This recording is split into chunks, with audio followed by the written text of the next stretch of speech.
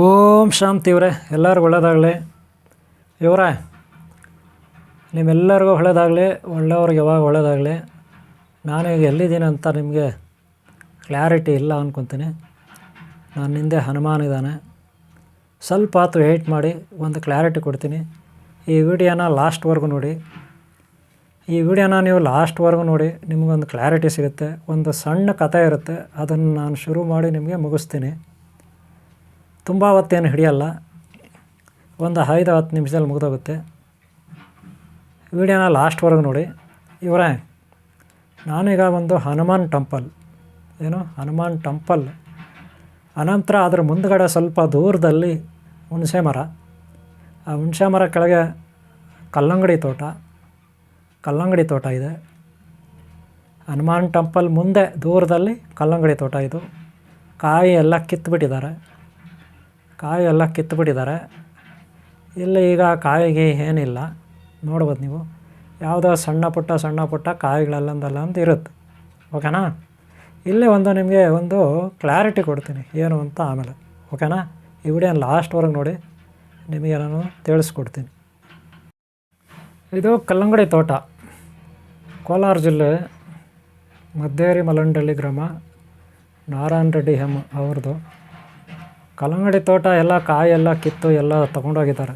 ಆದರೆ ಇಲ್ಲಿ ಒಂದು ಜೇನು ನೋಡಿ, ಮರದ ಮೇಲಿಂದ ಕೆಳಗಡೆ ಬಿದ್ದಿದೆಯೋ ಅಥವಾ ಯಾರಾದರೂ ಕಿತ್ತು ತಿಂದಿದ್ದಾರೋ ಏನು ನನಗೆ ಕ್ಲಾರಿಟಿ ಇಲ್ಲ.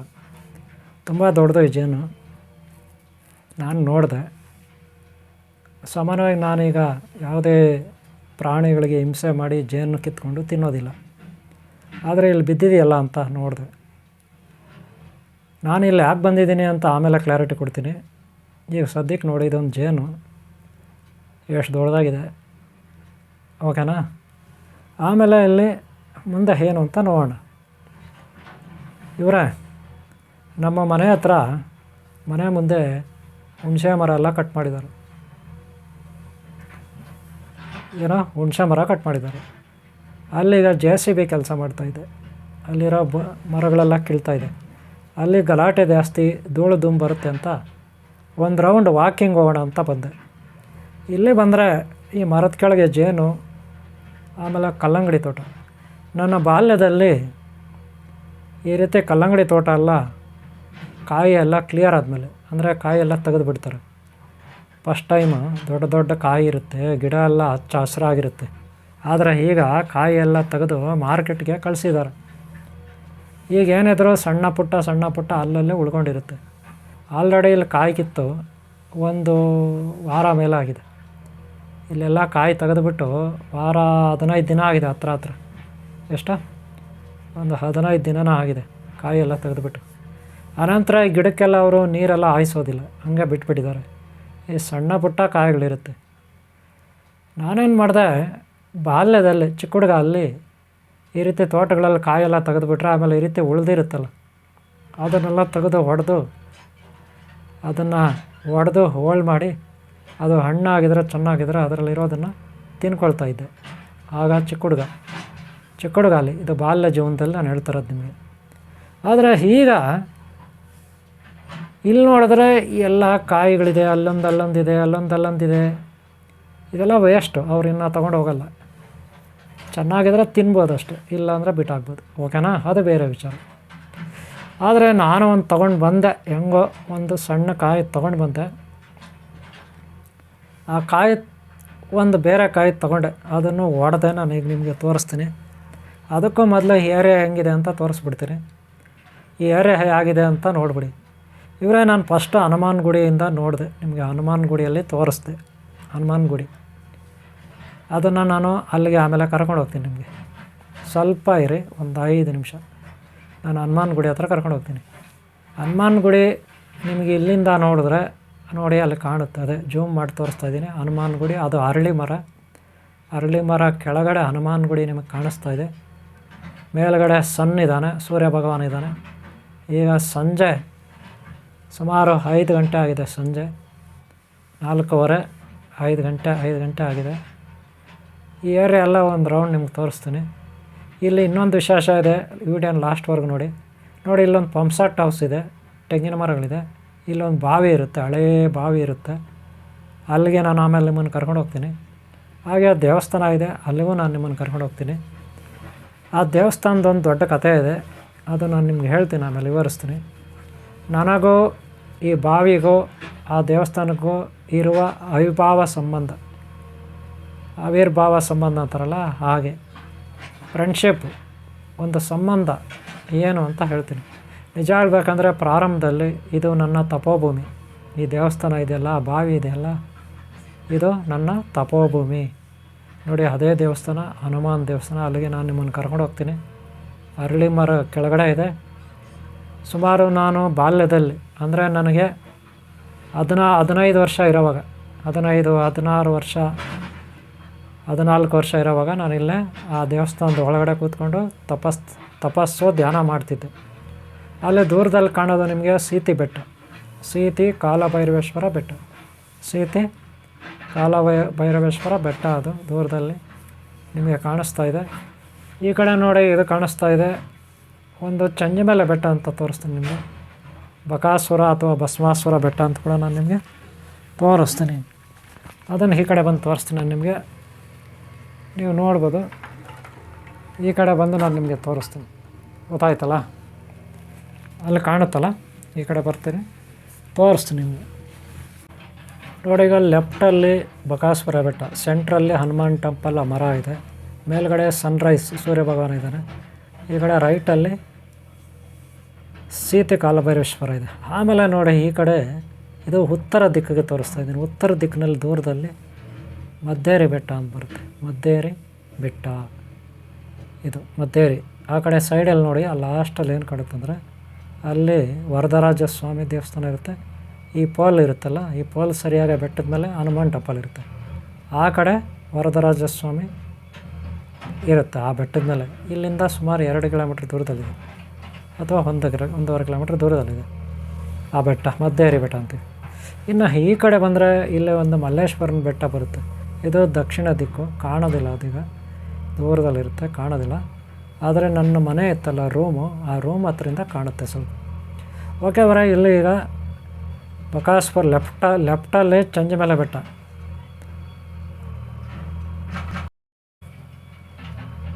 ಇವರೇ ನೀವು ನೋಡೋದ್ರಲ್ಲಿ. ಆಮೇಲೆ ಇಲ್ಲಿ ಒಂದು ಕಾಯಿನ ನಾನು ತಗೊಳ್ಳೋಣ ತಿನ್ನೋಣ ಅಂತ ಚಿಕ್ಕ ಹುಡುಗನಲ್ಲಿ ನಾನು ಈ ರೀತಿಯೇ ಕಾಯಿಗಳನ್ನು ಒಡೆದು ತಿಂತಿದ್ದೆ. ಆಮೇಲೆ ಆ ಕಾಯಿನ ತಿಂದಾಯಿತು ನಾನು, ಆ ಕಾಯಿ ಸ್ವಲ್ಪ ಹಣ್ಣಾಗಿತ್ತು, ತಿಂದಾಯಿತು. ಆನಂತರ ನಾನು ನಿಮ್ಗೆ ಆಗಲೇ ಹೇಳಿದೆ, ಈ ಕಡೆ ಒಂದು ಬಾವಿ ಇದೆ, ಆ ಕಡೆ ಒಂದು ದೇವಸ್ಥಾನ ಇದೆ ಹನುಮಾನ್ ಟೆಂಪಲ್ ಅಂತ. ಈಗ ಸದ್ಯಕ್ಕೆ ಬಾವಿ ಹತ್ರ ಹೋಗೋಣ. ಏನಪ್ಪ ಇಲ್ಲಿ ಕತೆ ಅಂದರೆ, ಈಗ ಕತೆ ಸ್ಟಾರ್ಟ್ ಮಾಡ್ತೀನಿ. ಏನಪ್ಪ ಕತೆ ಅಂದರೆ, ನನ್ನ ಬಾಲ್ಯದಲ್ಲಿ ನೋಡಿ ಆ ಊರು ಕಾಣುತ್ತೆ, ಹಳ್ಳಿ ಕಾಣುತ್ತೆ, ತೋರಿಸ್ತೀನಿ. ಈಗ ದೂರದಲ್ಲಿ 1 ಕಿಲೋಮೀಟ್ರ್ ದೂರದಲ್ಲಿ ಹಳ್ಳಿ ಕಾಣುತ್ತೆ, ನೀವು ನೋಡ್ಬೋದು. ಅದೇ ಮದ್ದೇರಿ ಮಲ್ಲಂಡಹಳ್ಳಿ ಅದು. ಆ ಹಳ್ಳಿಯಿಂದ ನಾನು ಇಲ್ಲಿ ಬರ್ತಿದ್ದೆ, 1 ಕಿಲೋಮೀಟ್ರ್ ದೂರಿಗೆ ಇಲ್ಲಿ ಬರ್ತಿದ್ದೆ. ಇಲ್ಲಿ ಬಂದುಬಿಟ್ಟು ಈ ಬಾವಿ ಇದೆ, ಈಗ ಬಾವಿ ತೋರಿಸ್ತೀನಿ. ಈ ಬಾವಿ ಒಳಗೆ ಆಗ ನೀರು ಇರ್ತಿತ್ತು. ಆ ಬಾವಿ ಒಳಗೆ ನೀರು ಇರ್ತಿತ್ತು. ಇಲ್ಲೇ ಹನುಮಾನ್ ಟೆಂಪಲ್, ಅಲ್ಲೇ ಪಕ್ಕದಲ್ಲಿ ಹನುಮಾನ್ ಟೆಂಪಲ್ ಇದೆ. ರೈಟ್ ಸೈಡಲ್ಲಿ ಬಾವಿ ಇದೆ. ರೈಟ್ ಸೈಡಲ್ಲಿ ನೋಡಿ, ಅಲ್ಲಿ ಬಾವಿ ಕಾಣುತ್ತಲ್ಲ, ಅದು. ನಾನು ನಿಮಗೆ ಅಲ್ಲಿ ಕರ್ಕೊಂಡು ಹೋಗ್ತಾಯಿದ್ದೀನಿ. ಈಗ ಆ ಬಾವಿ ಹತ್ರ ಹೋಗೋಣ, ಈಗ ನೋಡೋಣ. ಆದರೆ ಈ ಬಾವಿ ಒಳಗಡೆ ಆಗ ನೀರು ಇರ್ತಿತ್ತು. ಈ ಬಾವಿ ಒಳಗಡೆ ಇಳಿದ್ಬಿಟ್ಟು ಸ್ನಾನ ಮಾಡಿ, ಆಮೇಲೆ ಇಲ್ಲೇ ಪಕ್ಕದಲ್ಲಿ ಇದೆಯಲ್ಲ ಹನುಮಾನ್ ಟೆಂಪಲ್ ಲೆಫ್ಟಲ್ಲಿ, ಅಲ್ಲಿ ಹನುಮಾನ್ ಟೆಂಪಲ್ ಹತ್ರ ಹೋಗ್ಬಿಟ್ಟು 1-2 ಹೂವು ತೊಗೊಂಡೋಗಿ ಅಲ್ಲಿಟ್ಬಿಟ್ಟು ಹನುಮಾನ್ಗೆ ಬೆಳಗ್ಗೆ ಇವರೇ ನೆನ್ಪಿಟ್ಕೊಳ್ಳಿ, ಬೆಳಗ್ಗೆ ನಾನು ಈ ಹಳ್ಳಿಯಲ್ಲಿರೋವಾಗ ಈ ಬಾವಿಗೆ ಬರ್ತಿದ್ದೆ. ಎಲ್ಲಿಗೆ? ಈ ಬಾವಿಗೆ ಬರ್ತಿದ್ದೆ. ನೋಡ್ಕೊಳ್ಳಿ, ಈ ಬಾವಿಗೆ ಬರ್ತಿದ್ದೆ ನಾನು. ಇದು ಒಂದು ಪಂಪ್ಸೆಟ್ ಹೌಸು. ಪ್ರಕಾಶ್ ಅಂತಿದ್ದಾರೆ, ನಾಗಪ್ಪ ಮಗ ಪ್ರಕಾಶ್ ಅಂತ. ಮಲ್ಲಂಡಹಳ್ಳಿ ಗ್ರಾಮ, ಮಲ್ಲಂಡಹಳ್ಳಿ ಗ್ರಾಮ, ಮದ್ದೇರಿ ಮಲ್ಲಂಡಹಳ್ಳಿ ಗ್ರಾಮ. ಈಗ ಅವ್ರು ಕಾರ್ಪೊರೇಟ್ರು, ಅವ್ರದ್ದೇ ಬಾವಿ ಇದು. ಆಗ ನಾನು ಈ ಬಾವಿಗೆ ಬರ್ತಿದ್ದೆ. ಬಾವಿನಲ್ಲಿ ನೀರು ಇರ್ತಿತ್ತು. ಬಾವಿ ಒಳಗೆ ಇಳಿದ್ಬಿಟ್ಟು ಸ್ನಾನ ಮಾಡ್ತಿದ್ದೆ. ಬಾವಿ ಒಳಗೆ ಇಳಿದ್ಬಿಟ್ಟು ಏನು ಮಾಡ್ತಿದ್ದೆ? ಸ್ನಾನ ಮಾಡ್ತಿದ್ದೆ. ಬಾವಿ ಒಳಗೆ ಇಳಿದ್ಬಿಟ್ಟು ಸ್ನಾನ ಮಾಡ್ತಿದ್ದೆ. ಆದರೆ ಈಗ ಬಾವಿನಲ್ಲಿ ನೀರಿಲ್ಲ.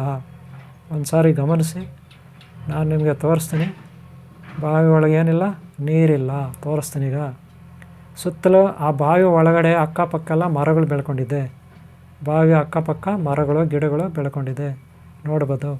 ಇದು ನೋಡಿ ಬಾವಿ ಮೆಟ್ಲುಗಳಿರುತ್ತೆ. ಮೆಟ್ಲುಗಳಿಂದ ನೋಡಿದ್ರೆ ಒಳಗಡೆ ಹೋದರೆ ಏನೂ ನೀರಿಲ್ಲ. ಆದರೆ ಆ ಕಾಲದಲ್ಲಿ ನನಗೆ 14 ವರ್ಷ 13 ವರ್ಷ 10 ವರ್ಷ ಇರೋವಾಗ, ಸುಮಾರು ಈ ಬಾವಿ ತೆಗ್ದಿದ್ದು ನನಗೆ 10 ವರ್ಷ ಇರೋ ವಯಸ್ಸಿನಲ್ಲಿ, ನನಗೆ 10 ವರ್ಷ ಇರ್ಬೋದು, ಇನ್ನೂ ಚಿಕ್ಕ ವಯಸ್ಸು. ಆ ಟೈಮಲ್ಲಿ ಇಲ್ಲಿ ಬಾವಿ ಕೊರೆತಿತ್ತು. ಆನಂತರ ನೀರಿತ್ತು. ನನಗೆ ಸುಮಾರು 14 ವರ್ಷ ಆಗೋವರೆಗೂ ಒಂದು 5, 6, 7 ವರ್ಷ ಈ ಬಾವಿನಲ್ಲಿ ನೀರಿತ್ತು. ಒಂದು 10 ವರ್ಷಗಳ ಕಾಲನೇ ನೀರಿತ್ತು. ಆಗ ನಾನು ಹಾಸ್ಟೆಲಲ್ಲಿದ್ದೆ. ಹಾಸ್ಟೆಲಿಂದ ರಜೆಗಳಲ್ಲಿ ಊರಿಗೆ ಬರ್ತಿದ್ದೆ ಹಳ್ಳಿಗೆ. ಹಾಸ್ಟೆಲಲ್ಲಿ ಇರಬೇಕಾದ್ರೆ ನಾನು 6ನೇ ತರಗತಿ 7ನೇ ತರಗತಿ 8ನೇ ತರಗತಿ 9ನೇ ತರಗತಿ 10ನೇ ತರಗತಿ ಹಾಸ್ಟೆಲಲ್ಲಿದ್ದೆ. ಹಾಸ್ಟೆಲಲ್ಲಿ ರಜೆಗಳು ಇರೋದು, ಬೇಸಿಗೆ ರಜೆ, ದಸರಾ ರಜೆ. ಆ ಟೈಮಲ್ಲಿ ನಾನು ಹಳ್ಳಿಗೆ ಬರ್ತಿದ್ದೆ. ಆ ಟೈಮಲ್ಲಿ ಈ ಬಾವಿ ಹತ್ರ ಬಂದು ಈ ಬಾವಿನಲ್ಲಿ ಸ್ನಾನ ಮಾಡಿ ಅಲ್ಲಿ ಪಕ್ಕದಲ್ಲೇ ಇರೋ ಹನುಮಾನ್ ಟೆಂಪಲ್ಗೆ ಹೋಗಿ ಅಲ್ಲಿ ಸ್ನಾನ ಮಾಡಿ ಪೂಜೆ ಮಾಡ್ತಿದ್ದೆ. ಧ್ಯಾನ ತಪಸ್ಸು ಮಾಡ್ತಿದ್ದೆ ಬೆಳಗ್ಗೆ ಹೊತ್ತು. ಆದರೆ ಸಂಜೆ ಹೊತ್ತು ಕೂಡ ಬಂದು ಧ್ಯಾನ ತಪಸ್ಸು ಮಾಡ್ತಿದ್ದೆ. ಮಧ್ಯಾಹ್ನ ಹೊತ್ತು ಕೂಡ ಬಂದು ಧ್ಯಾನ ತಪಸ್ಸು ಮಾಡ್ತಿದ್ದೆ. ನಾನು ಅಲ್ಲಿಗೆ ಕರ್ಕೊಂಡು ಹೋಗ್ತೀನಿ. ಈಗ ನಿಮಗೆ ಹನುಮಾನ್ ಟೆಂಪಲ್ ಹತ್ರ ಕರ್ಕೊಂಡು ಹೋಗ್ತೀನಿ. ಈಗ ನೀವು ಬಾವಿ ನೋಡಿದ್ದೀರ. ಬಾವಿ ಒಳಗಡೆ ಏನಿಲ್ಲ ನೀರು. ಈಗ ನಾವು ಅಲ್ಲಿಗೆ ಹೋಗೋಣ. ಎಲ್ಲಿಗೆ? ಹನುಮಾನ್ ಟೆಂಪಲ್ ನೋಡಿ, ಅಲ್ಲಿ ಕಾಣುತ್ತೆ, ಇಲ್ಲಿಂದನೇ ಕಾಣುತ್ತೆ ನೋಡ್ರಿ. ಕಾಣಿಸ್ತಾ ಇದೆಯಲ್ಲ, ನೇರವಾಗಿ ಕಾಣಿಸ್ತಾ ಇದೆಯಲ್ಲ, ಆ ಮರ ಇದೆ, ಅರಳಿ ಮರ. ಪಕ್ಕದಲ್ಲೇ ಹನುಮಾನ್ ಟೆಂಪಲ್ ಇದೆ. ಅಲ್ಲಿಗೆ ಹೋಗೋಣ. ಪಕ್ಕದಲ್ಲೇ ಇದೆ, ದೂರ ಏನಿಲ್ಲ. ಅಲ್ಲಿಗೆ ಹೋಗ್ಬಿಟ್ಟು ನೋಡೋಣ. ನನ್ನ ಬಾಲ್ಯದ ಜೀವನ ಭಕ್ತಿ ಮಾರ್ಗ. ಆಲ್ರೆಡಿ ಮೈ ಡೈರಿ ನೀವು ವಿಡಿಯೋ ಶೇರ್ ಮಾಡಿದ್ದೀನಿ ಯೂಟ್ಯೂಬಲ್ಲಿ. ಅಂದರೆ ಯೋಗಿ ಜೀವನ ಸತ್ಯಕತೆ.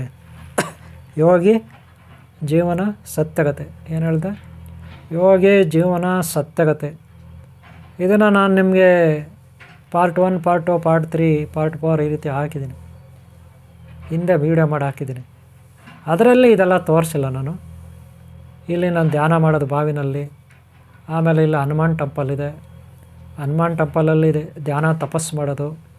ಅದೆಲ್ಲ ಹೇಳ್ಕೊಂಡಿದ್ದೀನಿ ಅಷ್ಟೇ, ಆದರೆ ತೋರಿಸಿಲ್ಲ. ಈಗ ನಾನು ತೋರಿಸ್ತಾ ಇದ್ದೀನಿ. ಹನುಮಾನ್ ಟೆಂಪಲ್ನ ತೋರಿಸ್ತಾ ಇದ್ದೀನಿ. ಈಗ ಬಾವಿನ ತೋರಿಸಿದ್ದೀನಿ. ಈ ಬಾವಿ ಪಕ್ಕದಲ್ಲೇ ನೋಡಿ ಅಲ್ಲಿರೋದು. ಈಗ ಅಲ್ಲಿ ಹೋಗ್ತಾ ಇದ್ದೀನಿ. ಬಾವಿ ಇದು ದೇವಸ್ಥಾನ ಹತ್ರ ಹೋಗ್ತಾ ಇದ್ದೀನಿ. ಬಾವಿ ಪಕ್ಕದಲ್ಲೇ ದೇವಸ್ಥಾನ. ಇದು ರಾಮಣ್ಣ ಅಂತ, ಪುಟ್ಟಪ್ಪ ಅವರು ರಾಮಣ್ಣ ಅಂತ. ಚೇರ್ಮನ್ರು ಪುಟ್ಟಪ್ಪ ಅವರು ರಾಮಣ್ಣ ಅಂತ, ನಾರಾಯಣ ಸ್ವಾಮಿ ಅಂತ, ಈಗ ಅಂಗಡಿ ಬಾಬು ಅಂತ, ಹಾಗೆ ಬೈರಾಗೌಡ ಅಂತ ಅವ್ರದ್ದಿದು. ಹಾಗೆ ಆಂಜಿ ಅಂತಿದ್ದಾರೆ, ಅವರೇ ನೋಡ್ಕೊಳ್ಳೋದಿದು. ಆಂಜಿ ಅಂತಿದ್ದಾರೆ ಅವರು, ರಾಮಣ್ಣ ಅವ್ರ ಮಗ. ಆಮೇಲೆ ಮುನೇಗೌಡ ಅಂತಿದ್ದಾರೆ, ಅವ್ರದ್ದೇ ಇದು ದೇವಸ್ಥಾನ. ಗೊತ್ತಾಯ್ತಲ್ಲ? ಇಲ್ಲಿ ಹೋಗೋಣ ಈಗ. ಅಲ್ಲೇ ದೇವಸ್ಥಾನ ಹತ್ರ ನಿಮ್ಮನ್ನು ಕರ್ಕೊಂಡು ಹೋಗ್ತಾಯಿದ್ದೀನಿ. ಸನ್ರೈಸ್ ತುಂಬ ಚೆನ್ನಾಗಿದೆ. ಸೂರ್ಯನ ಕಿರಣಗಳು ಬೀಳ್ತಾಯಿದ್ದೆ. ಸೂರ್ಯನ ಕಿರಣಗಳನ್ನು ಶಾಖವನ್ನು ಕಾದರೆ ಒಳ್ಳೆ ಆರೋಗ್ಯ ಬಗ್ಗೆ ಇರುತ್ತೆ. ಈಗಾಗಲೇ ವೀಡಿಯೋ ಹಾಕಿದ್ದೀನಿ, ನೀವು ನೋಡ್ಬೋದು. ಈಗ ಅಲ್ಲಿ ಹೋಗೋಣ ನಾವು. ದೇವಸ್ಥಾನ ಇಲ್ಲೇ ಪಕ್ಕದಲ್ಲಿದೆ, ಹೋಗೋಣ. ಓಕೆನಾ? ಸನ್ರೈಸ್ ಅಂತೂ ಭಾರಿ ಚೆನ್ನಾಗಿದೆ ನೋಡಿ. ಬೆಳಗ್ಗೆ ಸಂಜೆ ನೀವು ಈ ಸನ್ರೈಸ್ ಇರುವಾಗ ಧ್ಯಾನ ಮಾಡ್ಕೋಬೇಕು. ಎಲ್ಲಾದರೂ ಗುಡಿನಲ್ಲಿ ಅಥವಾ ಈ ಥರ ತೋಟಗಳಲ್ಲಿ ಒಂಟಿಯಾಗಿ ಬೇಜಾನ್ ಕಡೆ ಕೂತ್ಕೊಂಡು ಒಂಟಿಯಾಗಿ ನೀವು ಧ್ಯಾನ ಮಾಡ್ಬೋದು. ನಿಮ್ಮ ಜೊತೆ ಭಗವಂತ ಮಾತ್ರ ಇರ್ತಾನೆ. ಒಂಟಿಯಾಗಿ ನಾವು ಕೂತ್ಕೊಂಡಾಗ ನಮ್ಮ ಜೊತೆ ಯಾರು ಇರ್ತಾರೆ? ಭಗವಂತ ಭಗವತಿ ಮಾತ್ರ ಇರ್ತಾರೆ. ದೈವಿ ಶಕ್ತಿ ಮಾತ್ರ ಇರುತ್ತೆ, ನೆನ್ಪಿಟ್ಕೊಳ್ಳಿ. ನಾವು ಎಲ್ಲೋ ಹೋಗಿ 10 ಜನ ಇರೋ ಕಡೆ ಧ್ಯಾನಕ್ಕೆ ಕೂತ್ಕೊಂಡಾಗ ಅಲ್ಲಿ ನಮ್ಮ ಜೊತೆ 10 ಜನ ಇರ್ತಾರೆ.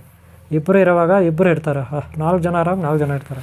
ಆದರೆ ಒಂಟಿಯಾಗಿ ನಾವು ಒಬ್ಬರೇ ಕೂತ್ಕೊಂಡಾಗ ಅಲ್ಲಿ ಯಾರೂ ಇರೋದಿಲ್ಲ. ನಾವಿರ್ತೀವಿ, ನಮ್ಮ ಜೊತೆ ದೈವ ಇರುತ್ತೆ. ದೈವದ ಜೊತೆ ನಾವಿರ್ತೀವಿ, ನೆನ್ಪಿಟ್ಕೊಳ್ಳಿ. ಅದಕ್ಕೆ ಯಾವಾಗೂ ಏಕಾಂತವಾಸದಲ್ಲಿ ನಾವು ಇರಬೇಕು. ಅರ್ಥ ಆಯ್ತಲ್ಲ? ಏಕಾಂತವಾಸದಲ್ಲಿದ್ದಾಗ ದೈವ ನಮಗೆ ಒಲಿಯುತ್ತೆ, ನೆನಪಿಟ್ಕೊಳ್ಳಿ. ಏಕಾಂತವಾಸದಲ್ಲಿ ನಾವಿದ್ದಾಗ ದೈವ ನಮಗೆ ಒಲಿಯುತ್ತೆ. ಅದಕ್ಕೆ ನಾನು ಬಾಲ್ಯದಲ್ಲಿ ಈ ಹನುಮಾನ್ ಟೆಂಪಲ್ನ ಆಯ್ಕೆ ಮಾಡಿಕೊಂಡೆ. ಗೊತ್ತಾಯ್ತಲ್ಲ? ಹನುಮಾನ್ ಟೆಂಪಲ್ ಏನು ಮಾಡಿದೆ? ಆಯ್ಕೆ ಮಾಡಿಕೊಂಡೆ. ಹನುಮಾನ್ ಟೆಂಪಲ್ನ ಆಯ್ಕೆ ಮಾಡಿಕೊಂಡು ಈಗ ನೋಡಿ ಆ ಪಂಪ್ಸೆಟ್ ಹೌಸು ದೂರ ಇದೆ. ಆಗಲೇ ನಿಮಗೆ ಬಾವಿ ತೋರಿಸಿದ್ನಲ್ಲ, ಅದನ್ನು ಇಲ್ಲಿಂದ ತೋರಿಸ್ತಾ ಇದ್ದೀನಿ. ಈಗ ನಾನು ಹನುಮಾನ್ ಟೆಂಪಲ್ ಹತ್ರದಿಂದ ಆ ಬಾವಿನ ತೋರಿಸ್ತಾ ಇದ್ದೀನಿ. ಈಗ ಹನುಮಾನ್ ಟೆಂಪಲ್ ಎಲ್ಲಿದೆ? ಇಲ್ಲೇ ಇದೆ. ಎಲ್ಲಿದೆ? ಇಲ್ಲೇ ಇದೆ, ಪಕ್ಕದಲ್ಲೇ ಇದೆ. ನಾನೀಗ ಹನುಮಾನ್ ಟೆಂಪಲ್ ಹತ್ರ ಹೋಗ್ತಾಯಿದ್ದೀನಿ. ಪಕ್ಕದಲ್ಲೇ ಇದೆ. ಪಕ್ಕದಲ್ಲೇ ಒಂದು ಅರಳಿ ಮರ ತಯಾರಾಗಿದೆ, ತುಂಬ ದೊಡ್ಡದಾಗಿದೆ ಅರಳಿ ಮರ. ಓಕೆ, ಇದೇ ಹನುಮಾನ್ ಟೆಂಪಲ್ಲು. ಆ ಭಗವಂತನಿಗೆ ಇಲ್ಲಿನ ಸ್ಥಾನ ಶಕ್ತಿಗೆ ನಮಸ್ಕಾರಗಳು ಮೊದಲ ಬಾರಿಗೆ. ಪ್ರಥಮ ಬಾರಿಗೆ ನಮಸ್ಕಾರಗಳನ್ನು ಹಾಕ್ತಾಯಿದ್ದೀನಿ. ಇಲ್ಲಿ ಹರಳಿ ಮರ ತುಂಬ ದೊಡ್ಡದಾಗಿದೆ. ಹರಳಿ ಮರದಲ್ಲಿ ಓಂ ಶ್ರೀ ಧೂಮ್ರಕೇತು ಕಲ್ಕೆ ಚಿಂತಾರ ವಿದ್ಯಾ ಮಹಾಗಣಾಧಿಪತಿ ಶಕ್ತಿಯಿಂದ ಶ್ರೀ ವಿಲ್ಲಿಮಠ ದೇವಸ್ಥಾನ ಮತ್ತು ಕುಮಾರಸ್ವಾಮಿ ಶಕ್ತಿವರೆಗೂ, ನಮ್ಮ ಹಿತೈಷಿ ಬ್ರಾಹ್ಮಿ ಶಕ್ತಿ ಹರಿಶಕ್ತಿ ಶಿವಶಕ್ತಿವರೆಗೂ ಎಲ್ಲ ಮಾತಾಪಿತ ಪೂರ್ವಶಕ್ತಿ ಇರುತ್ತೆ, ನೆನ್ಪಿಟ್ಕೊಳ್ಳಿ. ಅಲ್ಲಿ ದೂರದಲ್ಲಿ ನೋಡ್ರಿ ಒಂದು ಅರಳಿ ಮರ, ಆಲದ ಮರ ಇದೆ. ಅದು ಆಲದ ಮರ ಅಂದ್ಕೊತೀವಿ. ಅಲ್ಲಿ ತುಂಬ ದೂರದಲ್ಲಿದೆ. ತುಂಬ ದೂರ ಏನಿಲ್ಲ, ಹತ್ರನೇ ಇದೆ. ಅದು ಮರ ನಿಮಗೆ ಯಾವ ಆಕಾರದಲ್ಲಿದೆ ನೋಡಿ. ಆ ಮರದ ಕೆಳಗಡೆ ಏನೋ ಒಂದು ನಿಮ್ಗೆ ಆಕಾರ ಕಾಣುತ್ತೆ ನೋಡಿ. ಯಾರಾದರೂ ಗುರುತಿಸಿ ಇದನ್ನು ಕಾಮೆಂಟ್ ಮಾಡಿ. ಮರ ಯಾವ ಆಕಾರದಲ್ಲಿದೆ, ಮರದ ಕೆಳಗಡೆ ಲೆಫ್ಟಲ್ಲಿ ನೋಡ್ರಿ ಏನೋ ಒಂದಿದೆ, ಮರ ಇದೆ ಆ ಲೆಫ್ಟಲ್ಲಿ, ಅದು ಕೂಡ ಯಾವ ಆಕಾರದಲ್ಲಿದೆ. ಆ ದೊಡ್ಡ ಮರನೂ ಯಾವ ಆಕಾರದಲ್ಲಿದೆ ನೋಡ್ಕೊಳ್ಳಿ, ಓಕೆನಾ. ಇಲ್ಲಿ ಸನ್ರೈಸ್ ಭಾಳ ಚೆನ್ನಾಗಿ ಕಾಣಿಸ್ತಾ ಇದೆ. ಅರಳಿ ಮರದಲ್ಲಿ ಎಲ್ಲ ದೇವತೆಗಳಿರ್ತಾರೆ, ತ್ರಿಮೂರ್ತಿ ಶಕ್ತಿ ಇರುತ್ತೆ. ಓಂ ಶ್ರೀ ಗಣೇಶ್ ಶಕ್ತಿಯಿಂದ ಕುಮಾರಸ್ವಾಮಿ ಶಕ್ತಿವರೆಗೂ ಎಲ್ಲ ತ್ರಿಮೂರ್ತಿ ಶಕ್ತಿ ಇರುತ್ತೆ, ತ್ರಿಮಾತಾ ಶಕ್ತಿ ಇರುತ್ತೆ ಅರಳಿ ಮರದಲ್ಲಿ. ಓಕೆ, ಈಗ ನಾವು ದೇವಸ್ಥಾನ ಒಳಗೆ ಹೋಗೋಣ, ಪ್ರವೇಶ ಮಾಡೋಣ, ಓಕೆನಾ. ಇಲ್ಲಿ ಒಂದು ಸಾರಿ ನೋಡ್ಕೊಬಿಡಿ, ಇದೇ ದೇವಸ್ಥಾನ. ಈ ದೇವಸ್ಥಾನ ಒಳಗೆ ನಾನು ಬಾಲ್ಯದಲ್ಲಿ ತಪಸ್ಸಾಧನೆ, ಯೋಗ ಸಾಧನೆ ಮಾಡ್ತಿದ್ದೆ, ಅದು ಒಂಟಿಯಾಗಿ, ಗೊತ್ತಾಯ್ತಲ್ಲ. ಆಗ ತುಂಬ ಇಲ್ಲಿ ಎಲ್ಲ ನೀಟಾಗಿ ಕ್ಲೀನಾಗಿ ಇರ್ತಿತ್ತು, ಗೊತ್ತಾಯ್ತಲ್ಲ. ಈಗ ಈ ದೇವಸ್ಥಾನ ನೋಡ್ಕೊಳ್ಳೋರು ಈ ಊರಲ್ಲಿಲ್ಲ, ಬೆಂಗಳೂರಲ್ಲಿದ್ದಾರೆ. ಆಂಜನಪ್ಪ ಅಂತ ಅವರು ಯಾವಾಗಲೂ ಒಂದೊಂದು ಟೈಮ್ ಬರ್ತಾರೆ. ಯಾರಿಗೋ ಬೇರೆಯವ್ರಿಗೆ ಹೇಳಿದ್ದಾರೆ ಸ್ವಲ್ಪ ದೀಪ ಹಚ್ಚೋಕ್ಕೆ, ಓಕೆನಾ. ಈಗ ದೇವಾಲಯದ ಒಳಗಡೆ ಹೋಗೋಣ, ಒಳಗೆ ನೋಡೋಣ, ಭಗವಂತನ ದರ್ಶನ ಮಾಡೋಣ. ಹನುಮಾನ್ಜಿ ಇರ್ತಾರೆ, ಹನುಮಾನ್ಜಿ ದರ್ಶನವನ್ನು ಮಾಡೋಣ, ಓಕೆನಾ. ಇವರೇ ನೋಡಿ, ಇದೇ ದೇವಾಲಯದಲ್ಲಿ ನಾನು ಧ್ಯಾನ ಮಾಡ್ತಿದ್ದೆ ಬಾಲ್ಯದಲ್ಲಿ, ತಪಸ್ಸಾಧನೆ ಮಾಡ್ತಿದ್ದೆ. ಹಾಗೆ ಚಿತ್ರ ಬರಿತಾ ಇದ್ದೆ. ಅಷ್ಟೇ ಅಲ್ಲ, ಈ ಹನುಮಾನ್ಜಿಗೆ ಪೇಂಟಿಂಗ್ ಕೂಡ ನಾನೇ ಹಾಕಿದ್ದೆ. ಕೆಲವು ಸಾರಿ ಪೇಂಟ್ ಕೂಡ ನಾನೇ ಮಾಡಿದ್ದೀನಿ ಹನುಮಾನ್ಜಿಗೆ. ನೀವು ನೋಡ್ಬೋದು, ಒಳಗಡೆ ಕರ್ಕೊಂಡು ಹೋಗ್ತೀನಿ ನೋಡಿ. ಹನುಮಾನ್ಜಿ ಕಾಣ್ತಿದ್ದಾರೆ, ಬಹಳ ದಿವ್ಯಶಕ್ತಿ ಇದೆ. ದಿವ್ಯಶಕ್ತಿ ಪ್ರಜ್ವಲಿಸುತ್ತೆ. ಒಂದು ಸಾರಿ ಸರಿಯಾಗಿ ಗಮನಿಸಿ, ದಿವ್ಯಶಕ್ತಿ ಪ್ರಜ್ವಲಿಸುತ್ತೆ, ಗೊತ್ತಾಯ್ತಲ್ಲ. ಇದು ಪೇಂಟಿಂಗಲ್ಲಿ ಮಾಡಿರತಕ್ಕಂಥ ಹನುಮಾನ್ ಮೂರ್ತಿ ಅಲ್ಲ, ಪೇಂಟಿಂಗಲ್ಲಿ ಮಾಡಿರ್ತಕ್ಕಂಥ ಹನುಮಾನು. ನನ್ನ ಬಾಲ್ಯದಲ್ಲೂ ಕೂಡ ನಾನು ಹನುಮಾನ್ ಚಿತ್ರ ಬರೆಯೋದು ನನಗೆ ತುಂಬ ಇಷ್ಟ. ನಾನು ಮಿಡಲ್ ಸ್ಕೂಲಲ್ಲಿರುವಾಗ ಹನುಮಾನ್ಜಿ ಚಿತ್ರ ಬರೆದು ಪ್ರಶಸ್ತಿಗಳು ತಗೊಂಡಿದ್ದೆ.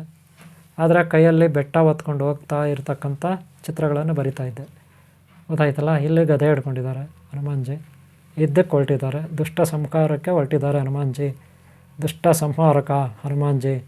ಯಾರ್ಯಾರು ಗುರುದ್ರೋಹಿಗಳಿದ್ದಾರೆ, ದೈವದ್ರೋಹಿಗಳಿದ್ದಾರೆ, ಪಾಪಿಗಳು, ಪರಮ ನೀಚ ನಿಕೃಷ್ಟಿದ್ದಾರೆ, ಅರ್ಥ ಇದೆಯಲ್ಲ. ಯಾರಲ್ಲಿ ಭೂತ ಪ್ರೇತ ಪಿಶಾಚಿಗಳು ಒಕ್ಕರ್ಸ್ಕೊಂಡಿದ್ದೆ, ಅನಿಷ್ಟ ಸೇರಿಕೊಂಡಿದ್ದೆ, ಅಂಥವರ ಸಂಹಾರಕ್ಕಾಗಿ ಹನುಮಾನ್ಜಿ ಇರ್ತಾರೆ. ದುಷ್ಟ ಶಿಕ್ಷಕ, ಶಿಷ್ಟ ರಕ್ಷಕ, ಆತನೇ ಹನುಮಾನ್ಜಿ.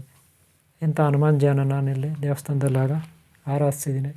ಹನುಮಾನ್ಜಿಯನ್ನು ನಾನು ನಿಮಗೆ ತೋರಿಸ್ತಾ ಇದ್ದೀನಿ, ನನ್ನ ಬಾಲ್ಯದ ದಿನಗಳು ಆಗ, ಗೊತ್ತಾಯ್ತಲ್ಲ.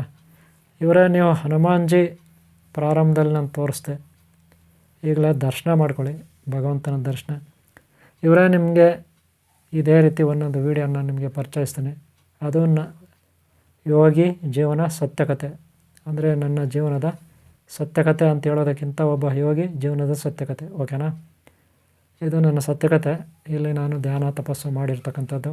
ಹಾಗೆ ನಿಮ್ಮ ಹಳ್ಳಿಗಳಲ್ಲಿ ಅಥವಾ ನಗರಗಳಲ್ಲಿ ಈ ರೀತಿ ಅನುಕೂಲ ಇರುತ್ತೆ. ದೇವಸ್ಥಾನಗಳನ್ನು ಬಳಸ್ಕೊಳ್ಳಿ, ಶಾಲೆಗಳನ್ನು ಬಳಸ್ಕೊಳ್ಳಿ, ಮಠ ಮಂದಿರಗಳನ್ನು ಬಳಸ್ಕೊಳ್ಳಿ.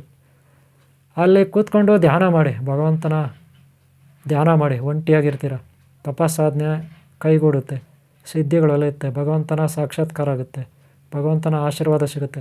ಅಷ್ಟ ಹನುಮಾದಿಗಳ ಸಿದ್ಧಪುರುಷ ಹನುಮಾನ್ಜಿ, ಶ್ರೀರಾಮ ದೂತ. ಅಷ್ಟ ಹನುಮಾದ ಸಿದ್ಧಿಗಳನ್ನು, ಪಂಚಪ್ರಾಣಗಳನ್ನು ತನ್ನಲ್ಲಿಟ್ಕೊಂಡಿರ್ತಕ್ಕಂಥ ಶಕ್ತಿ ಆಗಿರ್ತಕ್ಕಂಥ ರುದ್ರಾವತಾರಿ ಜಯ ಶ್ರೀ ಹನುಮಾನ್. ಇಂಥ ಭಗವಂತನ ಧ್ಯಾನ ನಾವು ಮಾಡಬೇಕು, ಸಿದ್ಧಿಗಳನ್ನು ಪಡ್ಕೋಬೇಕು. ಅದಕ್ಕೆ ಏಕಾಂತವಾಸ, ಏಕಾಂಗಿ ಮುಖ್ಯ, ಅರ್ಥ ಆಯ್ತಲ್ಲ. ಯಾರು ಏನೇ ನಮಗೆ ಕೆಟ್ಟದ್ದು ಮಾಡಿದ್ರು ಆ ಭಗವಂತನ ದಯ ನಮಗಿರುತ್ತೆ. ಓಂ ಶಾಂತಿ, ಓಂ ಶಾಂತಿ. ಇವರೇ ಕೆಟ್ಟವರು ಎಲ್ಲ ಕಡೆ ಇರ್ತಾರೆ. ಅವರು ನಮಗೆ ಕೆಟ್ಟದಾಗ ನೋಡ್ತಿರ್ತಾರೆ, ಕೆಟ್ಟದಾಗ ಕಾಮೆಂಟ್ ಮಾಡ್ತಿರ್ತಾರೆ. ಅದರಲ್ಲೂ ಕೆಲವು ಸ್ವಾರ್ಥಿಗಳು ನಮ್ಮಿಂದ ದೂರ ಆಗಿರ್ತಾರೆ. ನಮ್ಮ ಹತ್ರ ತಿಂದು, ನಮ್ಮ ಹತ್ರ ಕುಡಿದು, ನಮ್ಮ ಹತ್ರ ಸಹಾಯ ಪಡೆದು ಲಾಸ್ಟಿಗೆ ಗುರು ದೈವಕ್ಕೆ ದ್ರೋಹ ಮಾಡ್ತಾರೆ. ಅಂಥ ನೀಚ ನಿಕೃಷ್ಟ ಎಲ್ಲ ಕಡೆ ಇರ್ತಾರೆ. ಅವ್ರ ಬಗ್ಗೆ ನಮಗೆ ಚಿಂತೆ ಬೇಡ, ಓಕೆನಾ. ಕೆಟ್ಟವರು ನಮಗೆ ಕೊಡೋ ಹಿಂಸೆ ಅದೇನಿದೆ ಅದನ್ನು ಭಗವಂತನ ಪಾದಕ್ಕಿಡೋಣ. ಆ ಭಗವಂತನ ಎಲ್ಲ ನೋಡ್ಕೊಳ್ತಾನೆ. ಓಕೆ ಅವರೇ, ಈ ವಿಡಿಯೋ ನಿಮ್ಗೆ ಇಷ್ಟ ಆಗಿದ್ರೆ ಒಂದು ಲೈಕ್ ಮಾಡಿ. ಮುಂದಿನ ಪ್ರೋತ್ಸಾಹಕ್ಕೆ ನಿಮ್ಗೆ ಒಳ್ಳೆಯದಾಗಲಿ.